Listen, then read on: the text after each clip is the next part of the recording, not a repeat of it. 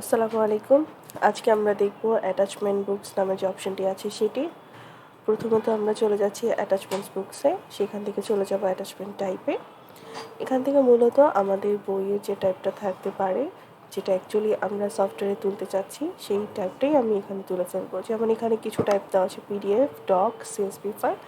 আপনি চাইলে এখান থেকে এক্সেল ফাইলও রাখতে পারেন, দিয়ে আপনি সেভ করে দিতে পারেন। আপনাকে লিস্ট আকার এখানে দেখাবে, চাইলে আপনি সেইটা এডিট বা ডিলিট করতে পারেন। এবার আমি চলে যাচ্ছি আপলোড কন্টেন্টে, সেখান থেকে আমি চলে যাব ক্রিয়েট অ্যাটাচমেন্টে।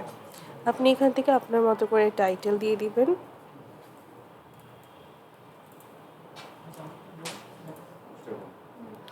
টাইপটা সিলেক্ট করে দিতে পারেন, ক্লাসটা সিলেক্ট করে দিতে পারেন, অথবা চাইলে আপনি অ্যাভেলেবেল ফর অল ক্লাসেস দিতে পারেন। সাবজেক্ট আপনি সিলেক্ট করে দিতে পারেন, আর যদি সেটা সাবজেক্ট রিলেটেড না হয়ে থাকে, স্টোরি হয়ে থাকে বা অন্য কিছু উপন্যাস কিছু হয়ে থাকে, তাহলে আপনি চাইলে নট অ্যাকর্ডিং সাবজেক্ট দিতে পারেন। পাবলিশ ডেটটা চাইলে আপনি চেঞ্জ করতে পারেন, চাইলে এখান থেকে কোনো নোট করতে পারেন। এবার আপনার যে পিডিএফ ফাইলটা থাকবে বা অ্যাটাচমেন্ট ফাইলটা থাকবে, সেটা আপনি এখান থেকে আপলোড করে দেবেন।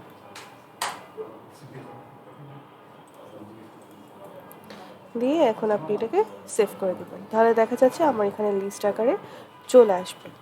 যে কাজটা করতে পারে আপনার যে সম্মানিত টিচাররা আছেন বা প্যারেন্টস যারা আছেন, স্টুডেন্ট যারা আছেন, তাদের পোর্টাল থেকে যখন সফটওয়্যারটা লগ ইন করবে, তখন চাইলে তারা এই বইয়ের পিডিএফটা বা ডক ভার্সন বা যেটাই থাকুক না কেন, চাইলে সেটা ডাউনলোড করতে পারবে, এডিট করতে পারবে।